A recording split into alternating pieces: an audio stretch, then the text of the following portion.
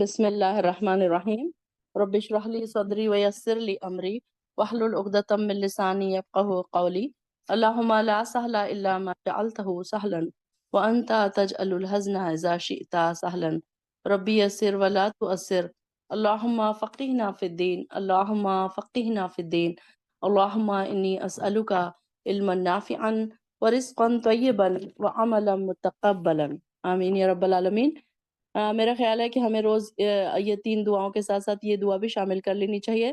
اللہم انت اجعل القرآن ربیع قلوبنا، کہ اللہ قرآن کو ہمارے دلوں کی بہار بنا دے۔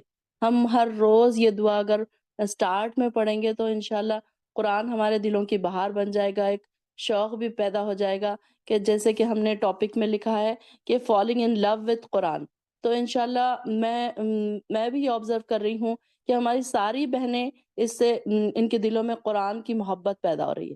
اور آپ لوگ بھی اپنے اپنے دلوں کو چیک کیجئے کہ کتنی مجھے قرآن سے محبت پیدا ہوئی ہے، کیا میرے اندر چینجز آ رہے ہیں۔ اب میں 4 دن سے 5 دن سے 1 ویک سے میں قرآن کی کلاس میں بیٹھی ہوں۔ جو نئی بہنیں ہیں ان کے لیے میں کہہ رہی ہوں، ہماری پرانی بہنیں تو ماشاءاللہ ایمان کے لیولز میں آگے دوڑ رہی ہیں وہ، لیکن میں نئی بہنوں کے لیے کہہ رہی ہوں کہ وہ لوگ بھی چیک کیا کریں کہ ہمارا ایمان کا لیول کچھ بڑھ رہا ہے یا کچھ جیسے تھے ہم ویسے ہی ہیں، کہ کتنی محبت ہمارے اندر قرآن کی آ رہی ہے۔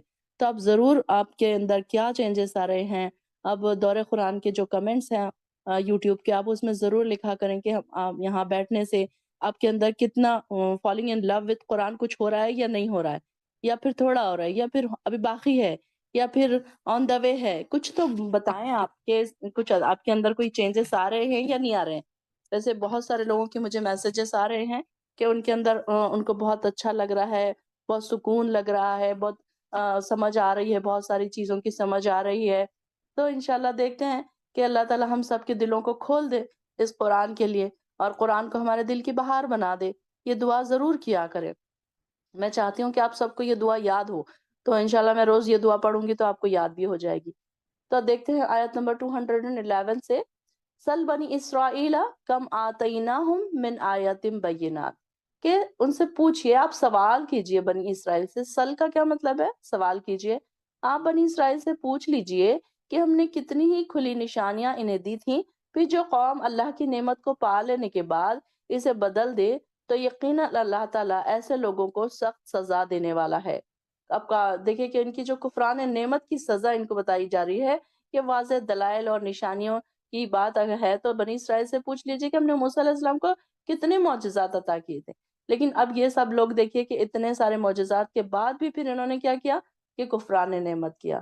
تو ان سے کہا جا رہا ہے کہ یہ ساری چیزیں اتنا کرنے کے بعد بھی اگر کوئی ایسے کرتا ہے تو پھر اللہ تعالیٰ شدید العقاب، سخت سزا دینے والا ہے۔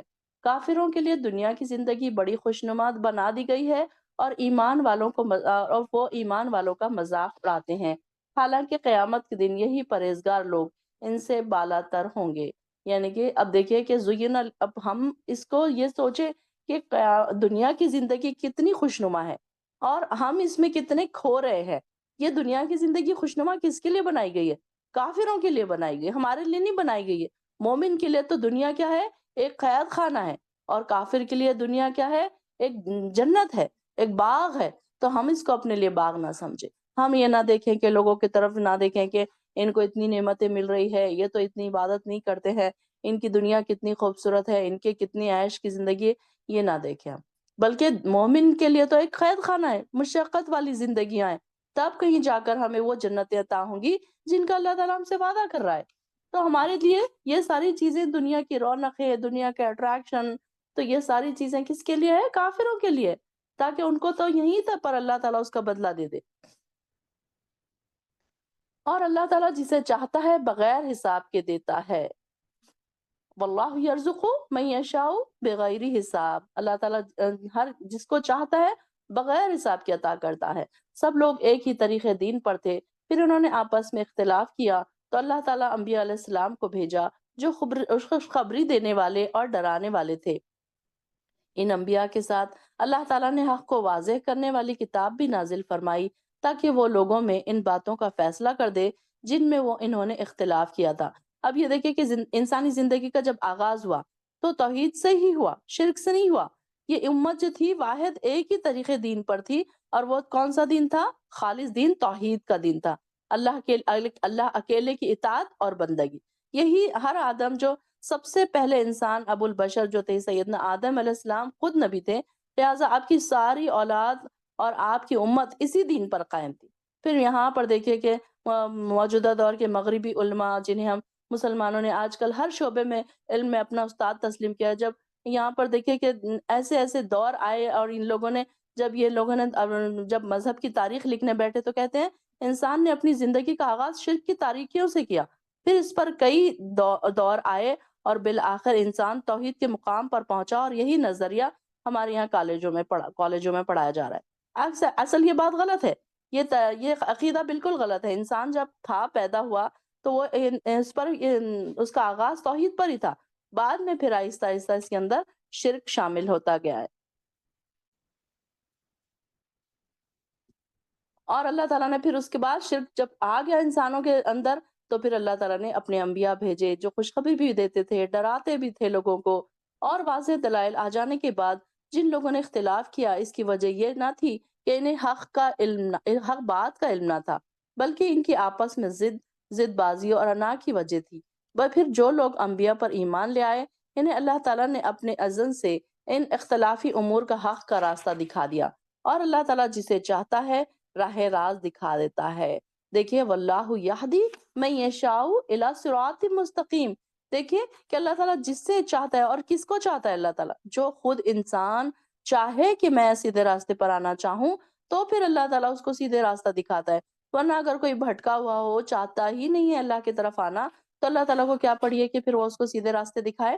اب یہاں پر بیٹھی تمام بہنیں جو دیکھیے کہ جو چاہتی تھی، کہیں نہ کہیں ان کے دل میں تڑپ تھی، شوق تھا کہ وہ قرآن کو سمجھیں، قرآن کو اس ڈیپتھ میں جائیں، اس کی تفسیر سنیں، تو اللہ تعالیٰ نے کہاں سے کہاں کس نے کس کو لنک بھیجی، کس نے کوئی گروپ میں بھیجی، کہاں سے کہاں لا کر تو پھر اللہ تعالیٰ نے ان کو یہاں بٹھا دیا۔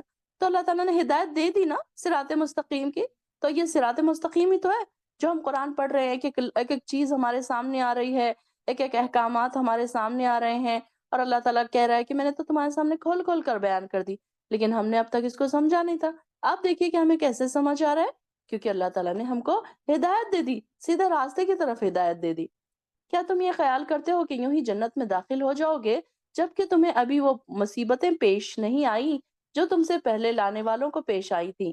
اس پر اس قدر سختیاں اور ان پر اس قدر سختیاں اور مصیبتیں آئیں جنہوں نے ان کو ہلاک کے رکھ دیا، یہاں تک کہ رسول خود اور اس کے ساتھ ایمان لانے والے سب پکار اٹھے کہ اللہ کی مدد کب آئے گی۔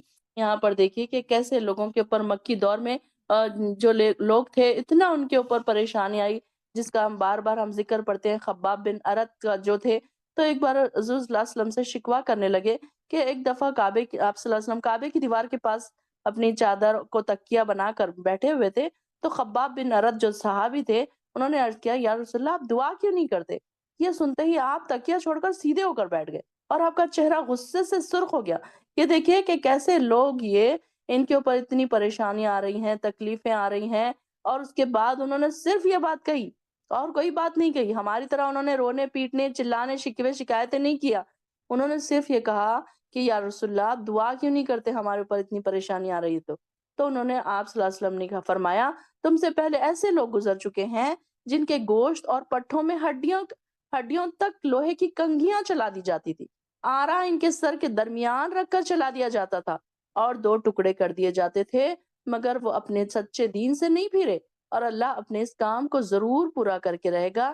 یہاں تک کہ ایک شخص، اب یہاں پہ دیکھیے کہ کیسے ان کا کیا حال تھا، کہ ان کا یہ حال تھا کہ ان کے اوپر ان کی جو مالکن تھی ان کو آگ کے انگاروں پر لٹایا کرتی تھی، اور ان کے اتنے گڑھے پڑ گئے تھے، اور ان کا جل کے جب چربی پگھلتی تھی اور چربی پگھل کے جب اس پر ٹپکتی تھی تو وہ آگ کے انگارے بجھتے تھے۔ تو ایسے ایسے ان کو سزائیں دی جاتی تھی، کیسی کیسی ان کے اوپر تکلیفیں دی جاتی تھی، کہ یہ جو دور تھا ان کا، جو مکی دور تھا، تو اتنا ان کے اوپر سختیوں والا دور گزرا کہ کئی صحابہ کو کئی طریقوں سے مارا جاتا، پیٹا جاتا، تپتی دھوپ میں لٹایا جاتا، ریت میں لٹایا جاتا، ان کو پانی نہیں دیا جاتا، دن بھر ان کو پانی کے لیے ترسایا جاتا، اور یہ سارے کے سارے غریب لوگ تھے۔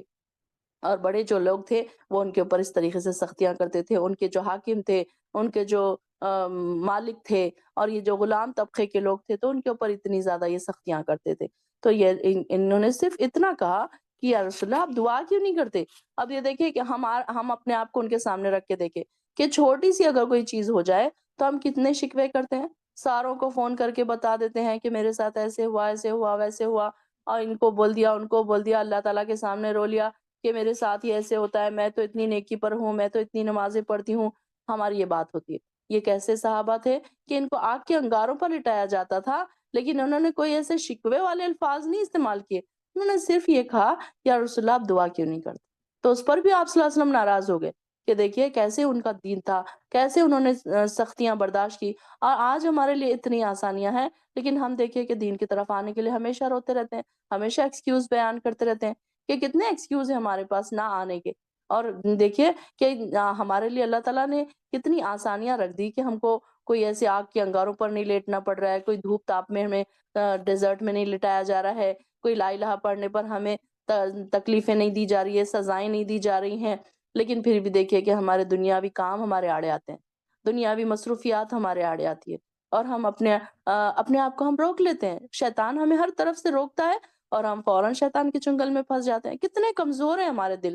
دیکھیں سوچیں کبھی کہ ہم نے کیا کیا اتنا زیادہ، یعنی کہ ہمارے لیے آسانیاں ہونے کے باوجود ہم تو کتنا سیکھ لیتے، ہماری اولادوں کو اور ہم کو کتنا سیکھنے میں آسانیاں تھیں۔ ہم اپنے بچوں کے پیچھے تو ڈانٹ ڈانٹ اور کو کوئی قاری صاحب لگا دیتے ہیں، کوئی مولانا لگا دیتے ہیں، لیکن ہمارے اوپر ہم نے کبھی کوئی سختی نہیں کی۔ اچھا ٹھیک ہے، جوائن کر لیا تو کر لیا، پڑھ لیا تو پڑھ لیا، چھوڑ دیا تو چھوڑ دیا۔ یہ ہم نے ہمیشہ قرآن کو فار گرانٹیڈ لیا، اللہ تعالیٰ کی لیے ہم نے کوئی محنت نہیں کی، کوئی جد و جہد نہیں کی۔ تو یہاں پر اللہ تعالیٰ فرما رہے ہیں کہ دیکھو کیسے تھے ان کے بارے میں اللہ تعالیٰ فرما رہا ہے کہ ان کی مثالیں دے کر ہمیں سمجھا رہا ہے کہ دیکھو ایسے ایسے لوگ دنیا میں گزر چکے ہیں اور تم کیا ہو۔ یسألونک ماذا ینفقون، آیت نمبر 215۔ لوگ آپ سے سوال پوچھتے ہیں کہ وہ کیا کچھ خرچ کرے، آپ ان سے کہیے۔ اب دیکھیں گے کہ آپ ہر جگہ پہ آپ کو سورہ بقرہ میں احکامات آئیں گے کہ کیا کیا سوال ان لوگوں کو جو ڈاؤٹس تھے وہ لوگ آپ صلی اللہ علیہ وسلم سے پوچھا کرتے تھے، اور اس کے جوابات ہمیں بھی مل رہے ہیں کہ ہمیں کیا کرنا چاہیے۔ تو آپ صلی اللہ علیہ وسلم سے انہوں نے سوال کیا صحابہ نے کہ آپ کیا کچھ ہم خرچ کریں، تو اللہ تعالیٰ نے فرما دیا کہ تم جو بھی مال خرچ کرو گے وہ والدین، دیکھیے لسٹ دیکھ لیجئے، سٹیپ بائی سٹیپ لسٹ۔ سب سے پہلے کس کا حق آ رہا ہے؟ والدین کا، پھر اس کے بعد ہے رشتہ دار، پھر اس کے بعد ہے یتیم، پھر اس کے بعد ہے مسکین، اور اس کے بعد مسافروں کا حق۔ اور جو بھی بھلائی کا کام تم کرو گے پھر اللہ تعالیٰ اس کو خوب جانتا ہے۔ یعنی کہ اب یہاں پر دیکھیے کہ والدین کا سب سے پہلا حق جو ہے فی سبیل اللہ، انفاق فی سبیل اللہ میں خرچ کرنے کے لیے، کہ یہ سوال جس کے جواب میں یہ آیت نازل ہوئی، یہ نفلی صدقات ہے، اس میں ہم فرض صدقات نہیں کہیں گے، اس کو نفیلی صدقات ہے کہ کتنا خرچ کیا جائے، کس پر خرچ کیا جائے، کن اشیاء میں سے خرچ کیا جائے۔ فرضی صدقہ تو زکوٰۃ ہے، اس کے بارے میں تو ہمیں بتا دیا گیا کہ کتنا خرچ کرنا ہے، کیسے خرچ کرنا ہے، وہ تو ہمارے پاس ایک لکھا لکھایا ہے۔ لیکن اب یہ نفیلی صدقات ہے کہ نفیلی صدقات کے بارے میں بھی صحابہ آپ سے سوال کرتے تھے، تو اس میں یہ بتا دیا گیا کہ سب سے پہلی لسٹ میں آنے والے کون ہیں؟ ہمارے والدین۔ تو والدین پہ سب سے پہلے خرچ کرنا ہے۔ اگر اس میں یہ جو لسٹ ہمیں بتا دی گئی ہے، والدین، رشتہ دار، یتیم، مسکین اور مسافر، ان پر بھی ہم خرچ کر رہے ہیں تو یہ بھی صدقے میں آئے گا۔ یعنی کہ اپنے ماں باپ کو اگر ہم کچھ کھلا رہے ہیں تو وہ بھی صدقے میں آئے گا، اپنے بیوی بچوں کو بھی اگر کچھ کھلا رہے ہیں تو وہ بھی صدقے میں آئے گا۔ پھر آگے نیکسٹ آیات آ رہی ہے جہاد کی، تم پر جہاد فرض کیا گیا۔ کتب علیکم القتال، کتبہ کتبہ کا مطلب ہے لکھنا، یعنی کہ فرض کر دینا، اور وہ تمہیں ناگوار ہے، اور یہ عین ممکن ہے کہ تم کسی چیز کو ناگوار سمجھو اور وہ تمہارے حق میں بہتر ہو، اور یہ بھی ممکن ہے کہ کسی چیز کو تم پسند کرو اور وہ تمہارے حق میں بری ہو، اور یہ حقیقت اللہ ہی خوب جانتا ہے، تم نہیں جانتے۔ اب دیکھیے کہ جہاد میں کون چاہتا ہے کہ اپنی موت کو کون پسند کرتا ہے؟ تو یہاں پر بتایا جا رہا ہے کہ جہاد کرنے کے بعد کون پسند کرے گا کہ وہ اپنے آپ کو ختم کر دے، جہاد میں جائے اور اپنے آپ کو ختم کر دے؟ بلکہ اللہ تعالیٰ فرما رہا ہے کہ جو چیز کو تم نہیں پسند کرتے ہو سکتا ہے کہ وہ تمہارے لیے پسند اچھی ہو، ہمیں نہیں پتا نا کہ ہمارے لیے کیا بہتر ہے۔ ہم تو وہ چیز ہر جو چمکنے والی چیز سونا ہوتی ہے ہم اس کے پیچھے دوڑتے ہیں، ہمیں نہیں پتا کہ وہ ہمارے لیے کتنی نقصان دہ ہے، کتنی فائدے مند ہے، یہ ہمیں نہیں پتا چلتا۔ تو تو یہاں پر بتایا جا رہا ہے کہ کوئی چیزیں ایسی ہیں جو تمہارے لیے ناگوار ہے، جو تم اس کو بہت اچھی سمجھ رہے ہو، لیکن وہ تمہارے حق میں بری ہو سکتی ہیں۔ اللہ تعالیٰ بہتر جانتا ہے، تم نہیں جانتے۔ لوگ آپ سے حرمت والے مہینے میں لڑائی کرنے سے متعلق پوچھتے ہیں۔ آپ ان سے کہیے کہ حرمت والے مہینے میں جنگ کرنا فی الواقع بہت بڑا گناہ ہے، مگر اللہ کی راہ سے روکنا اور سے کفر کرنا اور مسجد حرام سے روکنا اور وہاں کے باشندوں کو وہاں سے نکال دینا اس سے بھی بڑا گناہ ہے۔ اب یہ دیکھیے کہ ہم نے اس سے پہلے بھی دیکھا تھا حرمت والے مہینے، یہ تو یہاں پر کیا ہوا تھا کہ حرام مہینوں میں لڑائی منع تھی، اور کیا ہوا تھا، رسول اللہ صلی اللہ علیہ وسلم نے 8 آدمیوں پر مشتمل ایک گروپ کو جمادی الثانی 2 ہجری میں نخلا کی طرف بھیجا تھا جو مکہ اور طائف کے درمیان ہے۔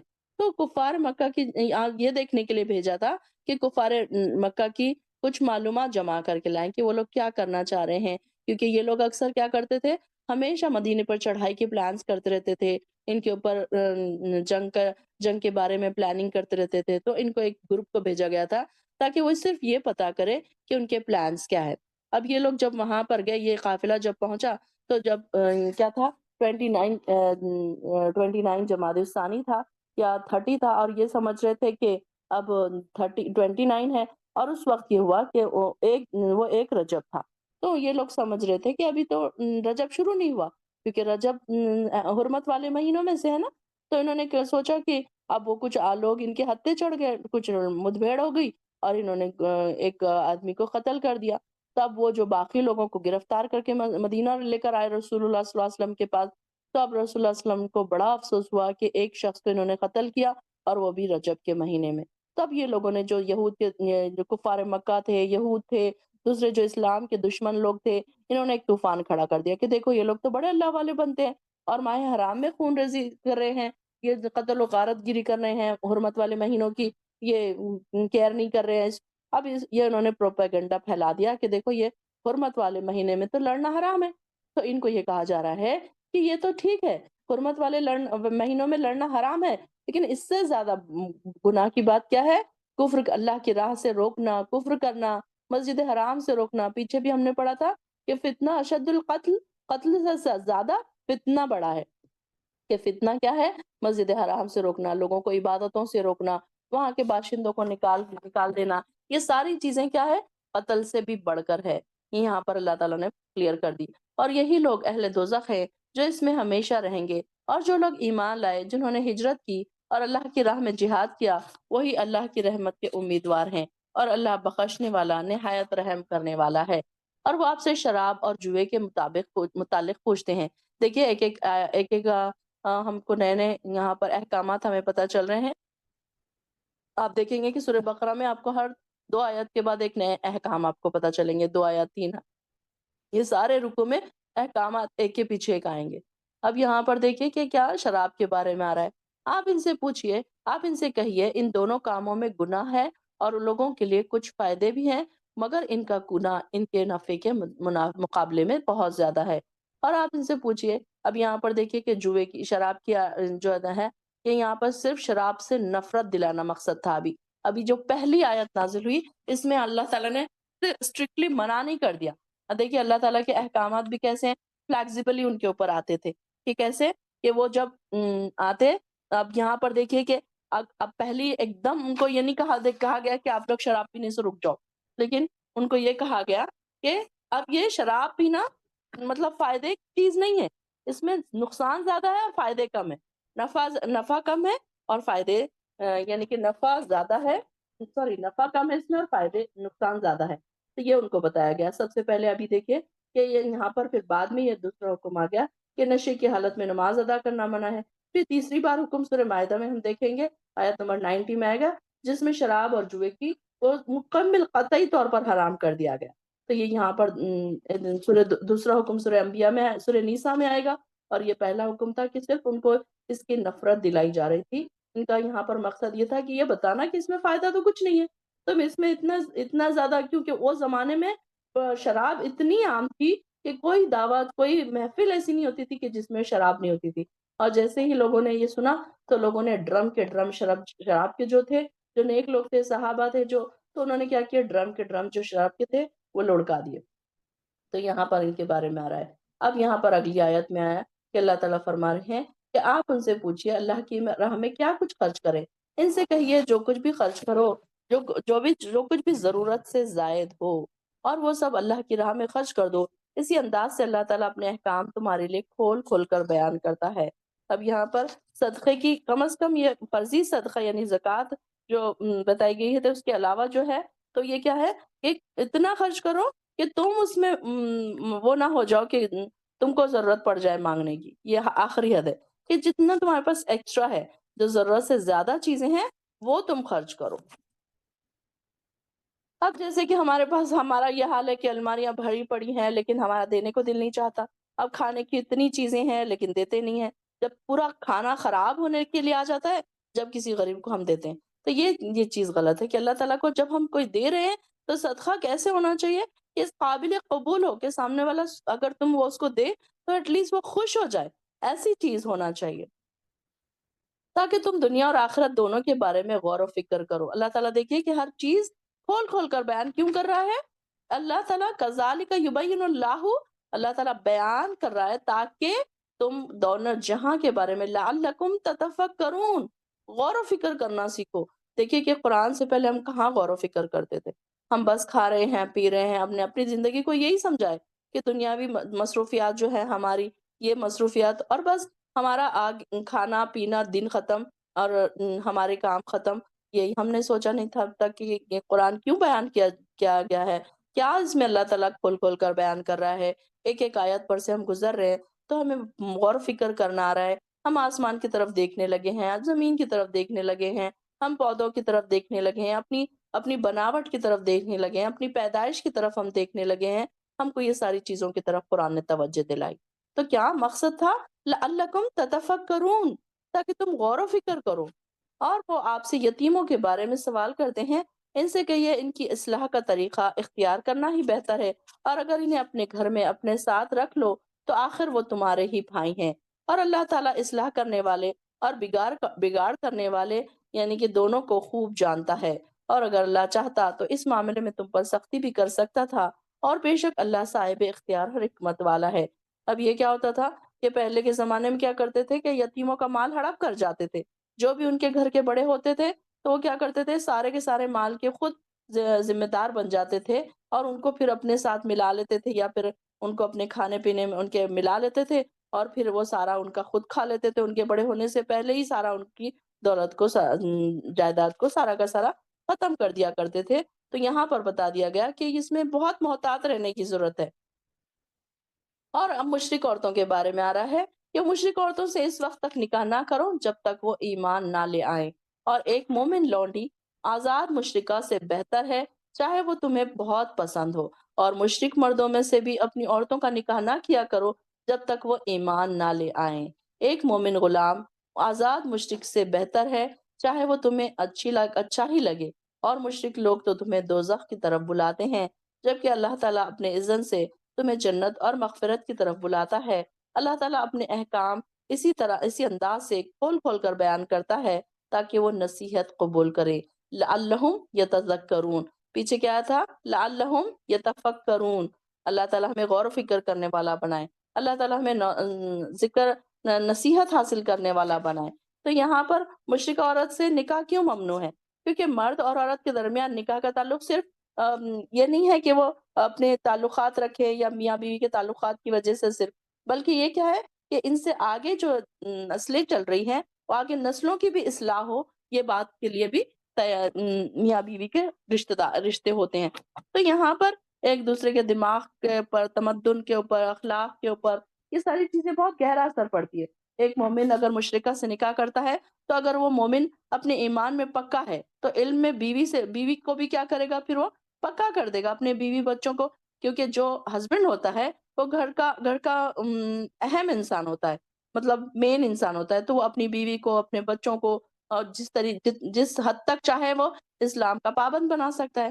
اور اگر بیوی اگر ایسی ہو کہ یعنی کہ مشرکہ ہو تو پھر وہ کیا کرے گی، اپنے بچوں کو سارا غلط طریقے سکھا دے گی، شرک سکھا دے گی۔ تو یہاں پر یہ بتایا جا رہا ہے کہ چاہے کتنی بھی تمہیں پسند ہو مشرکہ عورت، اس سے نکاح نہ کرو جب تک وہ ایمان نہیں لائے۔ اور اس کے سامنے کس کو بتایا جا رہا ہے کہ بہتر کیا ہے اس سے؟ اگر کوئی ایک بہت خوبصورت عورت ہے، بہت مشہور لیڈی ہے، اور اس کے سامنے کس کو بتایا جا رہا ہے؟ اگر کوئی مومن لونڈی ہے، یعنی کہ کوئی کام والی ہے، غلام ہے عورت، یا وہ اس کو اس کے سامنے بتایا جا رہا ہے کہ وہ اگر مومن ہے تو وہ اچھی ہے۔ اس کے اپوزٹ میں اگر کوئی بہت خوبصورت لیڈی ہے، بہت پیسے والی ہے، اور سب کچھ اس کے اندر کوالٹیز ہے، لیکن اس کے اندر ایک کوالٹی نگیٹو ہے، وہ کیا ہے؟ مشرکہ ہے، تو وہ اس سے نہیں نکاح کر کے، بلکہ کیا کرنا ہے؟ مومن لونڈی سے نکاح کر سکتے ہیں۔ اسی طریقے سے مرد کے بارے میں بھی آ رہا ہے کہ چاہے کوئی مرد بہت ہی اچھا کیوں نہ لگے، لیکن اگر وہ مومن نہیں ہے تو پھر اس سے نکاح مت کرو۔ اور دیکھیے کہ اللہ تعالیٰ ساری چیزیں کھول کھول کر ہمیں بیان کرتا ہے۔ پھر آگے آ رہا ہے حیض کے بارے میں، وہ آپ سے حیض کے بارے میں پوچھتے ہیں، پیریڈز کے بارے میں۔ آپ ان سے کہیے وہ ایک گندگی کی حالت ہے، لہٰذا حیض کے دوران عورتوں سے الگ رہو، یعنی کہ یہاں پہ مردوں کو کہا جا رہا ہے کہ انٹرکورس نہ کیا جائے، اور جب تک وہ پاک نہ ہو جائیں ان کے قریب نہ جاؤ، پھر جب وہ پاک ہو جائیں تو ان کے پاس جا سکتے ہو جدھر سے اللہ تعالیٰ نے تمہیں حکم دیا ہے۔ یعنی کہ اذن کا کیا مطلب ہے؟ ہوا اذن یعنی کہ بیماری، تکلیف یا گندگی، یعنی کہ اس دوران، حیض کے دوران عورت کی یہ حالت ہوتی ہے کہ وہ صحت کی نسبت بیماری سے زیادہ قریب ہوتی ہے، کہ آپ دیکھیں کہ اکثر عورتوں کا یہ حال ہوتا ہے کہ چڑچڑی ہو جاتی ہیں، اور کسی کے پیٹ میں درد، کسی کے پیروں میں درد، کسی کے کمر میں درد، اب کسی کو یہ 3 دن رہتا ہے، کسی کو 10 دن رہتا ہے زیادہ سے زیادہ، تو یہ اپنی عادت کے مطابق رہتا ہے۔ تو ان کو کہا جا رہا ہے کہ اس میں الگ رہو، قریب نہ جاؤ۔ اب اس میں انٹرکورس کرنے سے منع کیا گیا تھا۔ اب یہود اور نصارہ دونوں اس معاملے میں بہت زیادہ انہوں نے حد سے بڑھ گئے تھے۔ یہود تو کیا کرتے تھے؟ دوران حیض ایسی عورتوں کو الگ مکان میں رکھ دیتے تھے، اور ان کے ہاتھ کا پکا ہوا کھانا بھی نہیں کھاتے تھے۔ اور نصارہ کیا کرتے تھے کہ ان کے دوران حیض ان سے انٹرکورس بھی کر لیتے تھے۔ ایک نے تو کیا کیا، بہت زیادہ اس کو الگ ہی کر دیا، اور دوسروں نے ان کو کچھ فرق ہی نہیں پڑا۔ تو مسلمانوں نے آپ سے اس بارے میں پوچھا کہ تو یہ آیت نازل ہوئی، اس آیت کی روح سے خاوند اور بیوی دونوں ایک دوسرے سے مل سکتے ہیں، بیٹھ سکتے ہیں، بوس و کنار کر سکتے ہیں، اکٹھا کھانا کھا سکتے ہیں، پی سکتے ہیں، اور یہاں پر شوہر اپنی بیوی کا بوسہ لے سکتا ہے، اس کے گلے لگ سکتا ہے۔ مطلب اس میں اتنی گندگی جو سوچتے ہیں جو کچھ لوگ، تو وہ اتنی گندگی نہیں ہے، بلکہ صرف اس میں انٹرکورس کرنے سے منع کیا گیا ہے اسلام میں۔ اور حیض کے دوران عورت نماز نہیں پڑھے گی، باقی سارے کام وہ کرے گی، یعنی کہ جیسے کہ ہم بہت ساری بہنیں ہماری کہتی ہیں کہ حیض کے دوران ہم کیا قرآن پڑھیں، کیا لکھیں، تو آپ بالکل قرآن، کون سا قرآن؟ آپ تفسیر والا قرآن ڈائریکٹ ٹچ کر سکتے ہیں، آپ دعا کی کتابیں ٹچ کر سکتے ہیں، احادیث کی کتابیں آپ ٹچ کر سکتے ہیں۔ ہاں، اگر آپ کے پاس مصحف ہے، مصحف کس کو کہتے ہیں؟ صرف عربک ٹیکسٹ جس میں ہو، تو اس کو آپ کو اگر ٹچ کرنا ہے تو وہ کیا کرنا چاہیے؟ پھر اس کے لیے گلوز پہن لینا چاہیے۔ لیکن اگر ایسا نہ ہو، ہر انسان اگر چھٹی منانے بیٹھ جائے، ہر مہینے کے 7 دن 10 دن وہ چھٹی منانے بیٹھ جائے، تو پھر یہ دیکھیے کہ جو بچیاں حفظ کر رہی ہوتی ہیں، تو پھر ان کا کیا ہوگا؟ پھر وہ کیسے ہر ہر مہینے چھٹیاں کریں گی؟ تو ان کو تو سارا کچھ بھول بھال جائے گا۔ پھر اسی طریقے سے اگر اس کلاس میں اگر میں 7 دن چھٹی کروں، آپ 7 دن چھٹی کریں، تو کیا ہوگا؟ 15 دن تو ہمارے ایسے ہی چلے جائیں گے۔ تو یہاں پر ایسی یہ ساری چیزوں سے منائی نہیں کی گئی ہے ہم کو۔ ہم موبائل میں سے قرآن پڑھ سکتے ہیں، ٹیب میں سے پڑھ سکتے ہیں۔ اب یہاں پر دیکھیے کہ صرف نماز کے لیے منع کیا گیا ہے، اور اس کی قضا اس پر واجب بھی نہیں ہے کہ روزے نہیں رکھے گی، لیکن اس کی قضا دینا پڑے گا۔ اگر پیریڈز کے دوران ہمارے روزے چھوٹ رہے ہیں تو ہم کو روزے بعد میں قضا کمپلیٹ کرنے ہیں، بلکہ نماز نہیں کمپلیٹ کرنی ہے۔ اب یہ دیکھیے کہ روزے تو صرف سال میں ایک بار آتے ہیں نا، اس لیے اللہ تعالیٰ نے اس کی قضا رکھ دی، 7 روزے سال بھر میں رکھنے ہیں۔ اب نماز کی اللہ تعالیٰ نے نہیں رکھی۔ اور پھر خانہ کعبہ کے طواف کے بجائے، حج کے ارکان میں بھی خانہ کعبہ کے طواف کے بجائے وہ باقی کے سارے کام کر سکتی ہے، صرف خانہ کعبہ کا طواف نہیں کرنا پڑے گا۔ مسجد میں وہ داخل نہیں ہو سکتی، کعبے میں یا کسی بھی مسجد میں داخل نہیں ہو سکتی۔ اور یہاں پر یہ ہے کہ جو قرآن کو ٹچ کرنا ہے وہ بھی میں نے آپ کو بتا دیا کہ کہتے ہیں۔ تو استحاضہ جو ہے، اس میں بھی ایک استحاضہ ہوتا ہے کہ پیریڈز کی طرح ہی خون، کہ کوئی بہنوں کو 15 دن ہوتا ہے، 20 دن ہوتا ہے، تو وہ پھر حیض کا خون نہیں ہے، وہ پیریڈز کا خون نہیں ہے، مینسز نہیں ہے وہ، بلکہ اس کو استحاضہ کاؤنٹ ہوگا۔ تو وہ ایک بیماری ہوتی ہے، کسی کسی کو بہت زیادہ جب ہوتا ہے تو اس میں استحاضہ میں پھر وہ نماز بھی پڑھے گی، اپنا ایز اٹ از، جیسے وہ روزے بھی رکھے گی، نماز بھی پڑھے گی، وہ ساری پابندیاں اس کے اوپر سے پھر اٹھ جائے گی۔ اور اپنے مستقبل کی بھلائی کا خیال رکھو اور اللہ سے ڈرتے رہو، اور یہ جان لو کہ تم اس سے ملنے والے ہو۔ جو لوگ ان باتوں پر ایمان لاتے ہیں، اے نبی انہیں خوشخبری سنا دیجئے۔ اور دیکھیے کہ جو لوگ یہ یقین رکھتے ہیں کہ انکم ملاقو ہو سے کون مراد ہے یہاں پر؟ ہو کی ضمیر کس کی طرف جا رہی ہے؟ اللہ کی طرف جا رہی ہے۔ جو لوگوں کو یہ خیال ہے کہ وہ اللہ سے ملنے والے ہیں، تو دیکھیے کہ وہ کیسے پھونک پھونک کر قدم رکھتے ہیں خود ہی۔ ان کو پتا ہے کہ ہم کو اللہ سے ملنا ہے، ہم اللہ کے سامنے کھڑے ہوں گے تو ہم کو یہ جواب دینا ہے، یہ جواب دینا ہے، ہم کیسے کھڑے ہوں گے؟ ان کو ہر وقت اس بات کا احساس ہوتا ہے۔ تو ایسے لوگوں کے بارے میں اللہ تعالیٰ فرما رہے ہیں بشر المؤمنین۔ اللہ تعالیٰ ہمیں بھی ایسے مومنوں میں شامل کر دے کہ جن کو خوشخبریاں دینے والا ہے تو۔ اللہ ایسے مومن جن کو تو خوشخبریاں دینے والا ہے، ان کی لسٹ میں تو ہمارا بھی نام لکھ دے۔ اور اپنی خصموں کے لیے اللہ کے نام کو ایسی ڈھال نہ بناؤ کہ تم فلاں نیکی کا کام نہ کرو گے اور فلاں برائی سے نہ بچو گے اور لوگوں کے درمیان صلح اور اصلاح کے کام نہ کرو گے۔